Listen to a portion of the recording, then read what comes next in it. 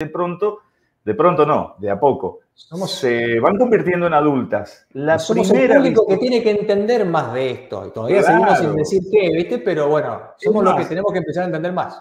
Es más, desde nuestra ignorancia me parece que la doctora Claudia Rey va a entender desde dónde preguntamos nosotros. La doctora es ginecóloga y el tema con el que vamos a hablar, que vamos a poner acá en la mesa es precisamente eso, la primera visita al ginecólogo de una mujer. Doctora, un placer estar con usted y gracias por prenderse al interactivo. ¿Cómo estamos? ¿Qué tal? ¿Cómo les va?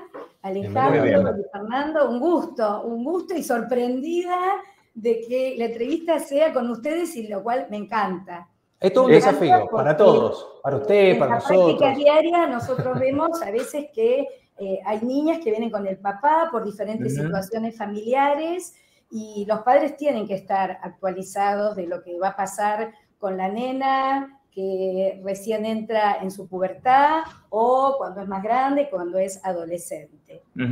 Doctora, primera pregunta que a mí se me ocurre.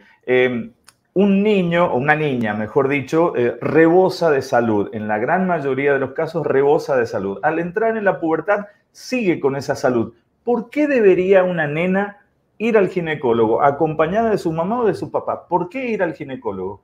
Mira, en general, porque no hay edad para la primer consulta ginecológica, uno la asocia con la nena, pero a veces tenemos la primer consulta ginecológica de la chica que viene embarazada y tiene 20 o 25, o sea que no hay edad para la primera consulta ginecológica. Lo cierto es que si uno pudiera ser prolijo y ordenado, sería bueno que la niña tenga su primer consulta para informarse, para conversar, para poder hablar con un profesional especializado, lo que no puede hablar con su mamá, porque hay mamás que pueden hablar con las nenas, son abiertas, tienen facilidad de palabra y pueden hablar, hay mamás más tímidas que les cuesta hablar mucho, y entonces prefieren que lo haga un profesional. Muchas veces, cuando recibimos nenas entre los 12, los 13, los 14, que es la edad donde la nena empieza a menstruar,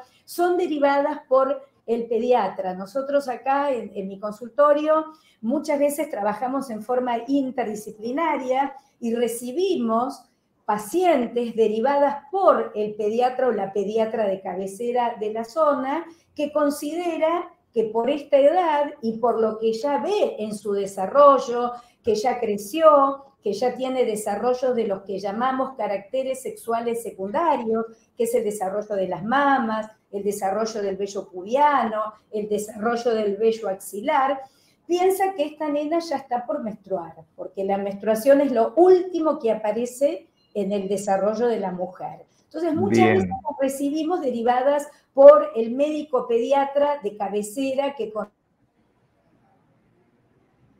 se nos tildó la... A ver, ¿la tenemos a la doctora? Está informada. Ajá. Se había cortado un toquecito en la comunicación, doctora. Esta última parte, este último concepto, ¿lo podría repetir, por favor?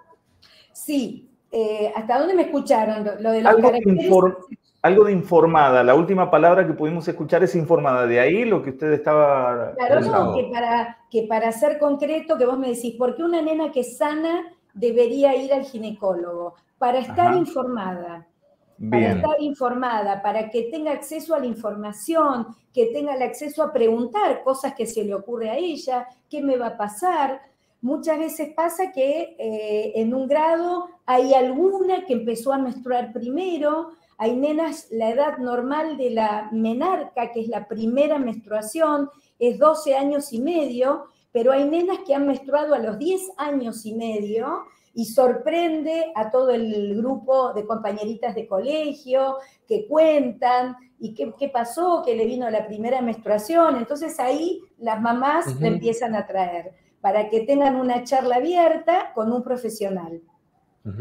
Y doctora, ¿cuáles son las pruebas o exámenes que son esperables justamente que se desprendan de la consulta ginecológica de la primera o de otras posteriores? Todo dentro de los parámetros normales. Digo, ¿cuáles son? Porque a lo mejor puede pedir algo usted y la persona se puede sentir como, ay, debo tener algo, debo estar mal, no. es algo anómalo, no sé. La primera consulta nunca es invasiva, nunca es invasiva. Cuando son adolescentes, muchas veces la consulta es una charla para conocerse con el médico, abrir la historia clínica, conocer a esa paciente jovencita, si es sana, si tuvo alguna enfermedad importante, si tuvo operaciones, cuánto está pesando para ver que tenga un peso saludable y que ella siendo adolescente no tenga exceso de peso, que tenga una talla acorde. Y muchas veces no se piden exámenes. Si uno ve que su desarrollo es normal en cuanto a peso, en cuanto a talla, en cuanto a caracteres sexuales secundarios, quizás ya tiene 12 o 13 y ya tuvo su primera menstruación, que es su menarca, y empezó a menstruar y tiene ciclos normales, y viene controlado con su pediatra de cabecera, con estudios normales, no es necesario invadirla con estudios. Si de repente la paciente se quejara de síntomas, que sus menstruaciones son muy dolorosas, que cada vez que viene su ciclo menstrual lo padece porque le duele mucho y se siente mal y le duele la panza y la menstruación es abundante, en esos casos se puede llegar a solicitar una ecografía ginecológica que no es invasiva, que es un estudio simple, de baja complejidad, que se hace desde el abdomen, para mirar desde afuera los órganos genitales internos de la paciente, el útero, los ovarios, y ver que tiene dolores menstruales, pero que no están vinculados a nada, a ningún tipo de enfermedad. O sea, no siempre hacen estudios como en una mujer más grande. Claro, sabe que precisamente hacia ahí va mi pregunta, que usted también lo dijo hace un ratito, doctora. Mucho más de psicología que tratándose de una paciente mayor. Es mucho más el trabajo mental de hacerlas entender a las chicas, a las nenas, de que esto es natural, de que la visita al ginecólogo es importante, tiene que ser constante y saber con qué está contando su propio cuerpo. Pero ahí viene mi pregunta. La maraña de información que manejan los chicos hoy, ¿no se contrapone con esto? ¿Qué ha podido ver usted? Pero no se puede evitar.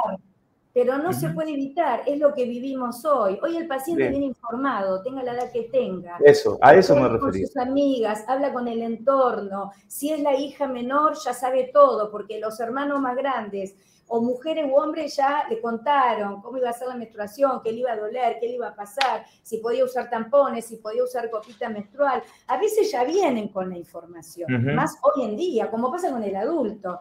Entonces, lo que hacemos nosotros es aclararle la información, darle la justa, darle la información médica de la manera más sencilla, bajarle miedos, bajarle temor. Es un espacio de diálogo, es un espacio de conversación. Si estamos frente a esta primera consulta ginecológica de alguien muy jovencito, que tiene 12, que tiene 13, que tiene 14, distinto es si esta primera consulta ginecológica, porque no tiene edad, la consulta no siempre es de la nena de 12, 13. A veces la primera consulta es de un adolescente que tiene 17, 18 años, que no tuvo la oportunidad. Se cortó de nuevo la comunicación con la doctora, está tildado. Ahí la imagen, sí.